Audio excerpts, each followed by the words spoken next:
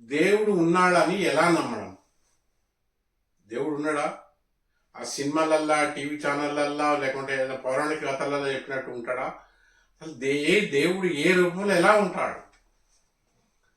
అసలు దేవుడు అనేవాడు ఉన్నాడని ఎలా నమ్మడం? ఈ దేవుడు ఉన్నాడా లేడా అనేది నమ్మించే అనుభవం పెళ్లి కాని వారికన్నా పెళ్లి అయిన వారికి తొందరగా అర్థమవుతుంది. పెళ్లి కాని వారికన్నా పెళ్లి అయిన వారికి దేవుడు అంటే ఏందో తొందరగా అర్థమవుతుంది. ఎందుకంటే దేవుణ్ణి రోజు గుర్తుకు చేయించేది కళత్రం, భార్య లేక భర్త, నెక్స్ట్ పిల్లలు, తొడబుట్టిన వాళ్ళు, వీళ్ళ యొక్క నాన్ కోఆపరేషన్, వీళ్ళు సతాయించడం, వీళ్ళ యొక్క మెంటల్ టార్చర్ వలన వాళ్ళకు రోజు దేవుడు అంటే ఏందో గుర్తుకొస్తుంది.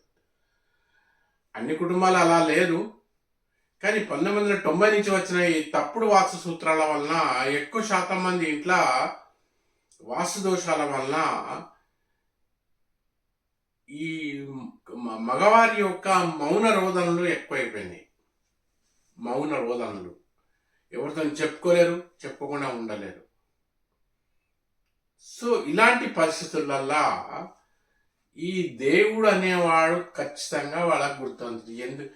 నాకు ఏం రాసి పెట్టినవరా భగవంతుడా అని రోజుకు ఒకసారైనా నిద్ర నుంచి లేవంగానే, లేకుంటే మధ్యాహ్నం పడుకోగానో ఒక రోజుకోసారి దేవుని గుర్తు చేసుకోవడం గ్యారంటీ.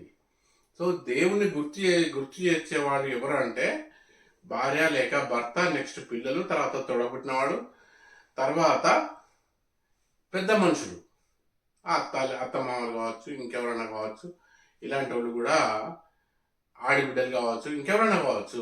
ఇలాంటి వాళ్ళ వలన, వాళ్ళు పెట్టే బాధల వలన వీళ్ళకు ఈ దేవుడు అనేవాడు ఖచ్చితంగా గుర్తుకు చేస్తాడు.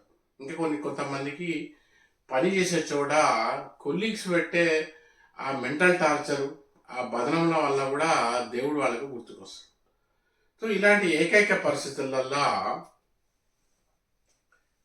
సంకటనాశన గణేశ సూత్రం, నవగ్రహ పీడాహార, ఈ 2 సూత్రాలు పఠించాలి. అలాగే మీరు నివసిస్తున్న ఇంట్లో సాధ్యమంత వరకు వాస్తు దోషాలు లేకుండా చూసుకోవడమే ఏకైక మార్గం.